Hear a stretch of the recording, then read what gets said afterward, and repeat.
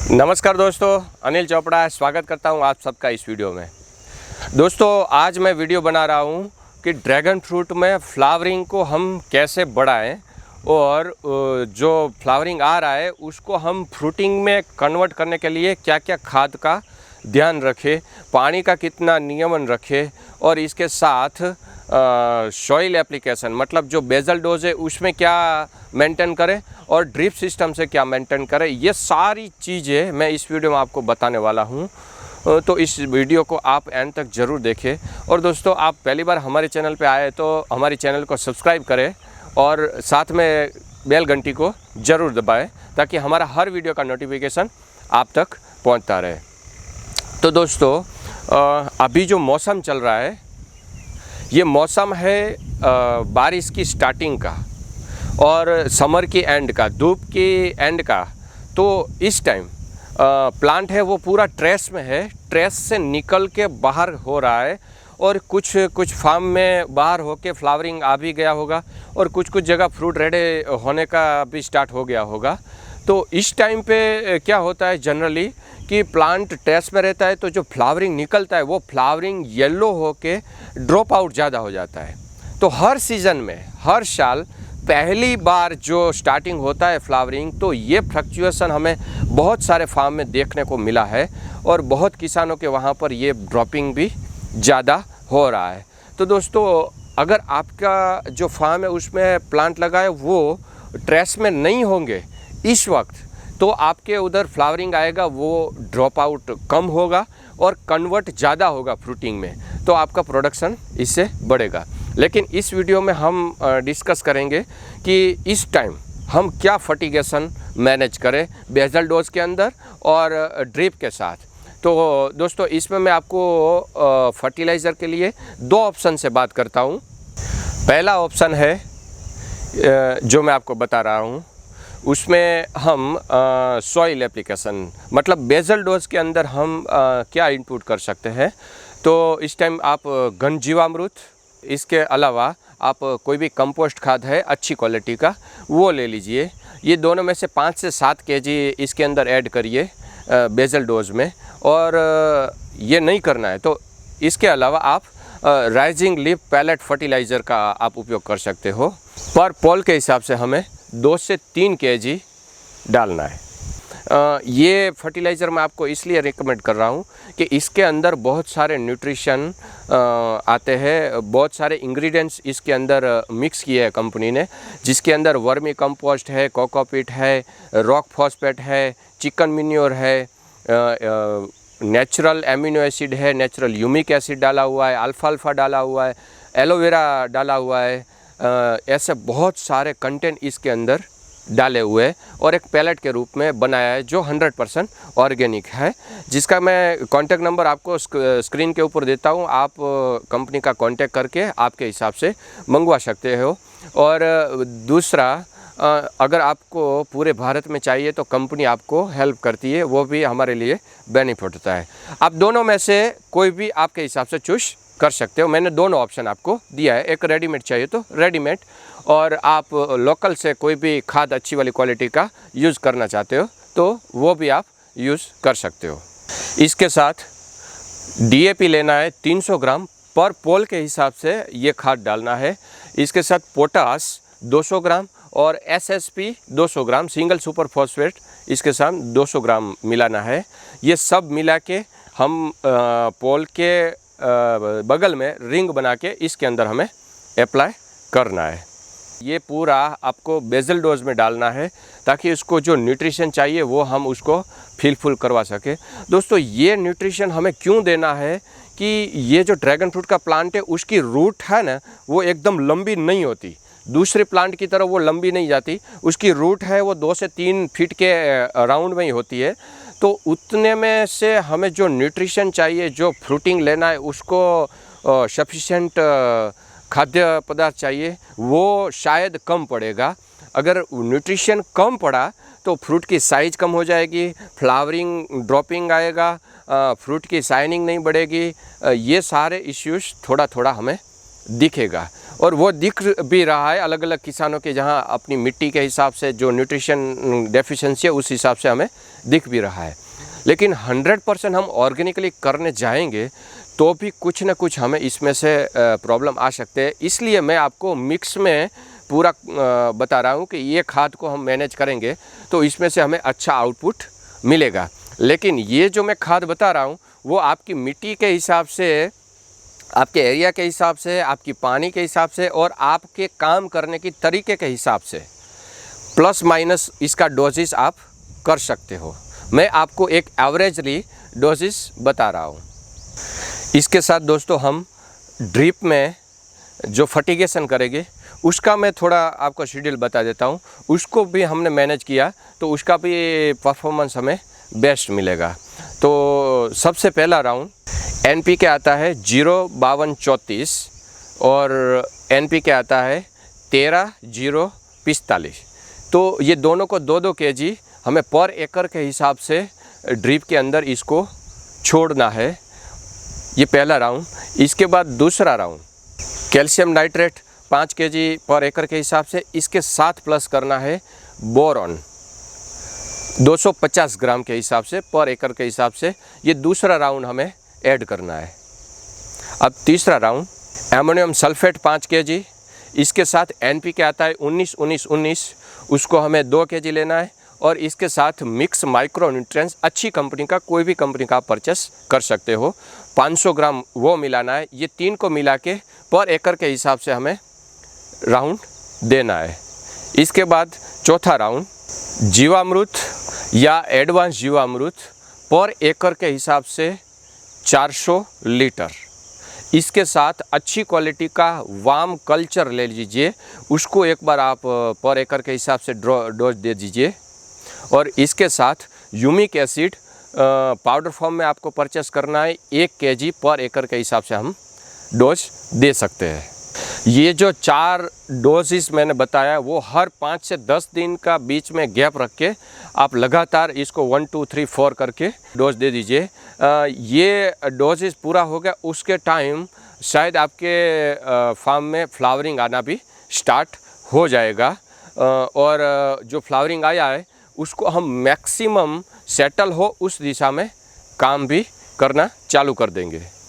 Basal dose का दूसरा option मैं आपको बताता हूँ, जिसमें सबसे पहले घन जीवामृत अथवा तो कोई भी कंपोस्टिंग खाद आप ले लीजिए 5 से 10 kg, अथवा इसके अलावा आप राइजिंग लीफ पैलेट फर्टिलाइज़र को आप पर पॉल के हिसाब से इसके साथ ऐड कर सकते हो 2 से 3 kg, जो आपको पर पॉल के हिसाब से बेसल डोज में डालना है। अभी ड्रिप सिस्टम में जो हम खाद दे रहे हैं उसका मैं शेड्यूल आपको बता रहा हूँ। सबसे पहला राउंड ड्रिप सिस्टम में देने के लिए 05234 NPK खाद आता है, वो पर एकड़ के हिसाब से 3 kg लेना है। और इसके साथ मिलाना है 13045 NPK खाद आता है, उसको हमें 3 kg मिलाना है। दोनों फर्टिलाइज़र दोनों ग्रेड को हमें 3-3 kg मिला के पर एकड़ के हिसाब से हमें शेड्यूल देना है। इसके बाद दूसरा राउंड कैल्शियम नाइट्रेट पर एकड़ के हिसाब से 10 kg लेना है। और दूसरा इसके साथ मिलाना है बोरॉन को, जो 250 ग्राम लेना है पर एकड़ के हिसाब से 10 kg और 250 ग्राम को मिक्स करके पर एकड़ के हिसाब से हमें ड्रिप में छोड़ना है। अगर आपके पास ड्रिप नहीं है तो आप ड्रिंचिंग भी कर सकते हो या फिर फ्लड इरिगेशन के साथ भी आप ड्रैगन फ्रूट के रूट में दे सकते हो।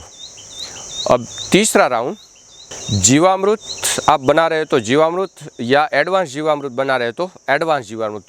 दोस्तों एडवांस जीवामृत के बारे में आपको ज़्यादा जानकारी चाहिए तो आप स्क्रीन के ऊपर दिए गए नंबर पे एडवांस जीवामृत लिख के व्हाट्सएप कर दीजिए, वहाँ पर आपको डिटेल्स में जानकारी मिल जाएगी।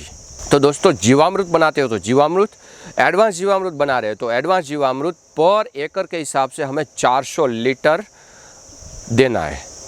इसके साथ वाम कल्चर आता है तो वाम कल्चर को भी हमें 1 एकड़ के हिसाब से जो कंपनी का प्रमाण रहता है उसको देना है। कोई भी अच्छी वाली कंपनी का परचेस कर सकते हो। और इसके साथ ह्यूमिक एसिड पाउडर फॉर्म में 1 kg पर एकड़ के हिसाब से हमें पानी के साथ मिलाना है। चौथा राउंड है एमोनियम सल्फेट 10 kg पर एकड़ के हिसाब से। दूसरा NPK खाद आता है 19-19-19, उसको 3 kg मिलाना है पर एकड़ के हिसाब से। और चौथा है मिक्स माइक्रो न्यूट्रिएंट्स, कोई भी अच्छी वाली कंपनी का आप परचेस कर सकते हो, 500 ग्राम उसको मिलाना है। ये तीनों को मिला के हमें पर एकड़ के हिसाब से ड्रिप या फ्लड या ड्रिंचिंग करके हमें अप्लाई करना है। और ये सारे जो मैंने शेड्यूल बताए उसके बीच 5 से 10 दिन का गैप रख के आप इस शेड्यूल को अप्लाई कर सकते हो।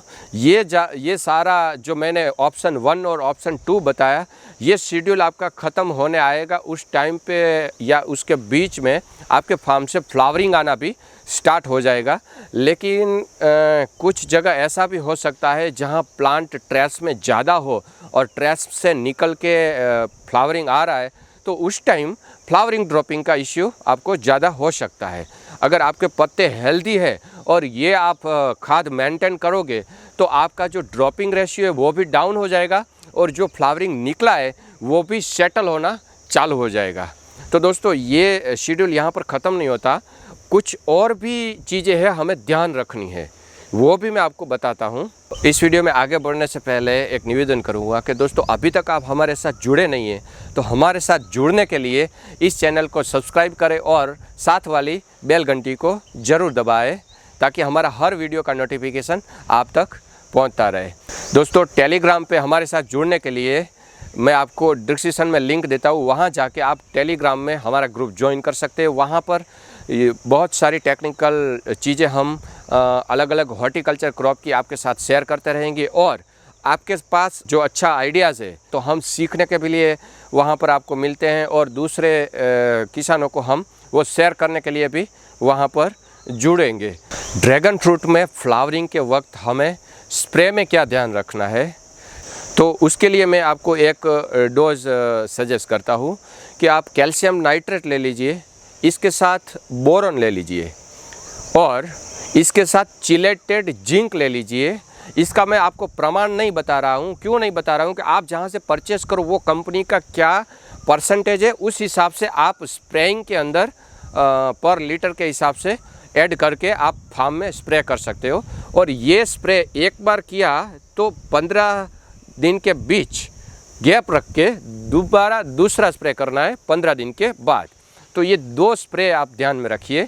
और इसके साथ साथ प्लांट में क्या प्रॉब्लम है, मतलब क्या पेस्ट लगा है और क्या डिसीज़ लगा है, उसको कंट्रोल करने के लिए आप ध्यान रखें और उसका भी साथ में केयरिंग करें ताकि हम फ्लावरिंग के समय प्लांट को कुछ भी न्यूट्रिशन से और कोई भी डिसीज़ से बचा पाए।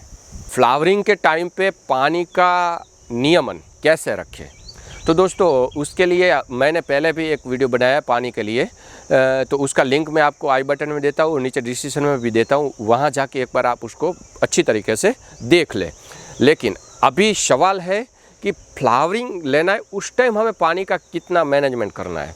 तो आपकी जैसी मिट्टी है, आपके वहाँ पर क्या क्लाइमेट चल रहा है, ठंडा है या गर्म है, क्या है और क्लाइमेट में कितना नमी है, मॉइस्चर है, उस हिसाब से आपको पानी मैनेज करना है। ओवर वाटरिंग नहीं करना है और एकदम बिल्कुल ट्रेस भी नहीं देना है, क्योंकि अभी हमें फ्लावरिंग लेना है और उसके साथ उसको सेट भी करना है फ्रूट में। तो इस टाइम हमें ज़्यादा ट्रेस नहीं देना है पानी का और ओवर वाटरिंग भी नहीं करना है। ये बात आप आपकी सॉइल के हिसाब से ध्यान रख के उसको मैनेज करिए। इसमें मैं आपको ये नहीं बता पाऊँगा कि आप इतना घंटा दीजिए या इतना मिनट दीजिए आपके फार्म में पानी, वो मेरे हिसाब से गलत हो जाएगा। तो आपके सॉइल के हिसाब से आपको ये पॉइंट ध्यान रखना है। दोस्तों इसके साथ और एक पॉइंट जुड़ जाता है जो बहुत रोल प्ले करता है हमारे प्लांट को हेल्दी बनाने के लिए, न्यूट्रिशन अपटेक करवाने के लिए और मॉइस्चर को मेंटेन करने के लिए, वो है कास्ट मल्चिंग। कास्ट आच्छादन भी जिसको बोलते हैं और स्ट्रॉ मल्चिंग भी इंग्लिश में बोलते हैं। तो ये अगर आप आपके फार्म में करते हैं तो गर्मी के मौसम में जो हमें प्लांट ट्रेस में चले जाते हैं उसको मेंटेन करने में बहुत हेल्प करते हैं। और दूसरा, जो हम खाद देते हैं, जो हम कल्चर देते हैं, जो हम एंजाइम्स न्यूट्रिशन पौधे को देते हैं, तो वहाँ पर नमी बना के रखने में बहुत बड़ा रोल प्ले करता है ये स्ट्रॉ मल्चिंग। तो हमें इसको हल्के से नहीं लेना चाहिए। और मैं तो आपको निवेदन करूंगा कि आप पूरे फार्म में नहीं कर सकते तो आप 2 लाइन, 3 लाइन, 4 लाइन, 1 लाइन में करके आप ट्राई कर लीजिए कि उससे आपको क्या फ़र्क पड़ता है। देखिए, आपका जहाँ ड्रैगन फ्रूट का रूट जोन है वो रूट जोन एकदम लंबा होने में उसकी हेल्प मिल जाएगी और वहाँ पर नमी बनी रहेगी। और जहाँ नमी बनी रहेगी वहाँ पर बैक्टीरिया का जो मूवमेंट है वो भी अच्छा रहेगा। उसकी वजह से न्यूट्रिशन अपटेक में भी प्लांट को हेल्प मिल जाएगी। तो ड्रैगन फ्रूट जहाँ आपने लगाए उसकी जड़ों में मल्चिंग करना ना भूलें। इसके साथ दोस्तों, जैसे आपका मल्चिंग हो जाता है, इसके बाद आप आपके फार्म में अलग अलग कल्चर जैसे नाइट्रोजन के है, फॉस्फोरस के है, पोटास के है और सारे न्यूट्रिशन के कल्चर है। इसके साथ ट्राइकोडर्मा है, स्यूडोमोनास है, पैसिलोमाइसिस है, ऐसे कल्चर। इसके साथ जीवामृत बना रहे तो जीवामृत, एडवांस जीवामृत बना रहे तो एडवांस जीवामृत, वाम कल्चर, और आप वेस्ट डिकम्पोजर का उपयोग कर रहे तो वेस्ट डिकम्पोजर, आप गौ कृपा अमृतम कल्चर का उपयोग कर रहे तो वो। मैं ये सारे जो लिस्ट बता रहा हूँ ये हमारे मित्र जीव है जिसकी संख्या हमारे फार्म में ज़्यादा से ज़्यादा होनी चाहिए और वो मेंटेन भी होना चाहिए। तो हमारे पास अभी राइट टाइम है कि जैसे बारिश चालू होगी उसके लिए मल्टीप्लिकेशन का जो टाइमिंग है वो बहुत अच्छा रहता है। तो इस टाइम भरपूर मात्रा में हम इसका उपयोग कर सकते हैं और हमारी सॉइल के अंदर उसका एस्टेबलाइज करना बहुत इम्पोर्टेंट है। और वो ज़्यादा मेंटेन तभी होगा जब हमारे फार्म में मल्चिंग होगा। तो मल्चिंग का और ये कल्चर का दोनों का अरस परस का रिश्ता है, जहाँ ज़्यादा मल्चिंग वहाँ ज़्यादा कल्चर। तो इसको भी आप ध्यान रख के उपयोग कर सकते हो, जो आपकी मिट्टी को उपजाऊ बनाने के लिए सबसे इम्पोर्टेंट रोल प्ले करता है। दोस्तों, मैंने इस वीडियो में अलग अलग फर्टिलाइज़र के बारे में बताया है, जिसमें सबसे पहला है ऑर्गेनिक फर्टिलाइज़र जो आपके अगल बगल से मिल जाता है। दूसरा है rising leaf organic pellet fertiliser, जिसका भी मैंने इसमें जिक्र किया है। तो ये फर्टिलाइज़र आप मंगवाना चाहते हैं तो इसके लिए मैंने स्क्रीन के ऊपर ऑलरेडी नंबर दिया हुआ है, वहाँ कांटेक्ट करके आप अधिक जानकारी ले सकते हो इस फर्टिलाइज़र के बारे में। और आप ऑर्डर करना चाहते हो तो डायरेक्ट कंपनी का कांटेक्ट कर सकते हो। कंपनी पूरे भारत में इस फर्टिलाइज़र को सप्लाई करती है। इस खाद के लिए मुझे कांटेक्ट करने की ज़रूरत नहीं है, आप डायरेक्ट कंपनी का कांटेक्ट कर सकते हो। इसके साथ मैंने केमिकल फर्टिलाइज़र का भी बताया है और इसके साथ ड्रिप सिस्टम का उपयोग करने वाले किसान हैं उसके लिए मैंने वाटर सॉल्युबल फर्टिलाइज़र का भी इसमें बताया है। तो आपकी मिट्टी की जो उपजाऊ क्षमता है उस हिसाब से आप इसमें से फर्टिलाइज़र चूज करके मैक्सिमम से मैक्सिमम बेनिफिट ले सकते हो। आपके पास कोई अच्छा रिजल्ट है और अच्छा आइडिया है तो मुझे स्क्रीन के ऊपर दिए गए टेलीग्राम नंबर पे फ़ोटो निकाल के या वीडियो निकाल के भेजिए।